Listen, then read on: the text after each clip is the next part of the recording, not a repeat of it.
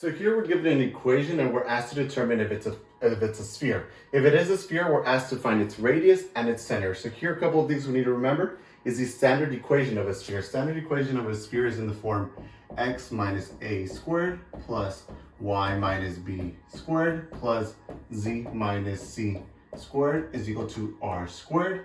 Here our a, b, and c are going to be the center of the sphere. And here r is going to be the radius of the sphere. Now we have to remember a couple of things. If I let r squared equals k, if k is greater than 0, then our equation does represent a sphere. If k is less than 0, then our equation does not represent a sphere.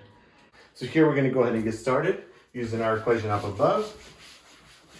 So keeping in mind the standard form of the equation, that's what we're going to go ahead and try to aim for.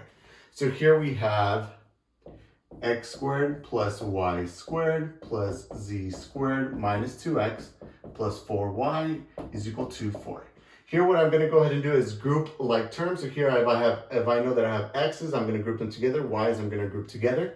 So this just simply becomes x squared minus 2x plus y squared plus 4y plus z squared is equal to 4. Here, what I'm going to go ahead and do is, in order for us to write in the standard form, I'm going to keep it over here, just so we have it in our back of our minds.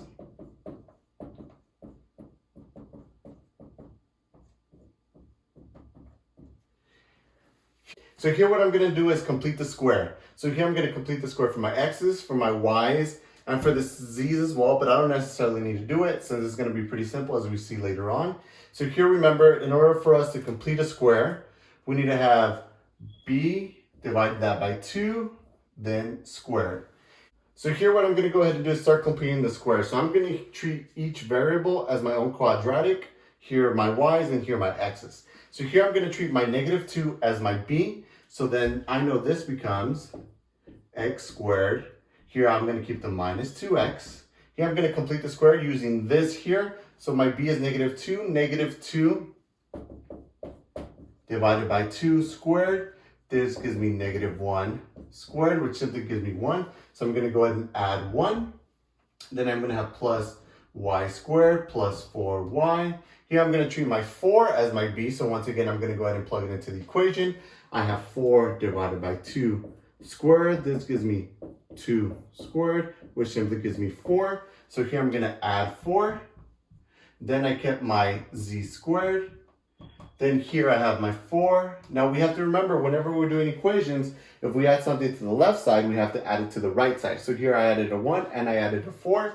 So I'm going to do plus 1 plus 4. Then I'm going to go ahead and start simplifying a little further on. So here I know that the right side becomes 4 plus 1 plus 4 gives me 9. Then what I'm going to go ahead and do here is factor. So I have x squared minus 2x plus 1. I know that becomes x minus 1 squared plus y squared plus 4y plus 4.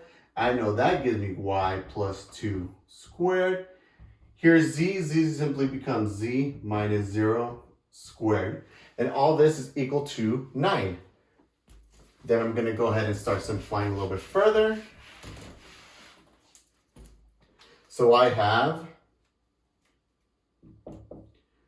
x minus 1 squared plus y plus 2 squared plus z minus 0 squared, all equal to 9. But remember, 9 can be written as 3 squared. So here I've written it in standard sphere equation. Now we need to check out a couple of things. Here, my k would be 9. 9 is greater than 0, so yes, it does represent a sphere. So now we need to find its radius and its center. Here it's simple since I wrote it out already as 3 squared. Here I know that the radius is equal to 3. Here, remember my center, remember it's x minus, it's minus in between here in the parentheses. So if I see a minus, it's just going to simply be that number there. So our center, I'm going to label my center as C, is going to be at 1, comma. Here, since it's plus 2 and it's supposed to be minus, I can write this as y minus 2 squared. So it's going to be minus 2. And here I have a minus 0, which is just simply 0. So here, just to kind of group it together, my center is at 1, -2, comma 0, and my radius is 3. And that's going to go ahead and complete for our sphere. So we found out that it was a sphere, we found our center, and we found our radius.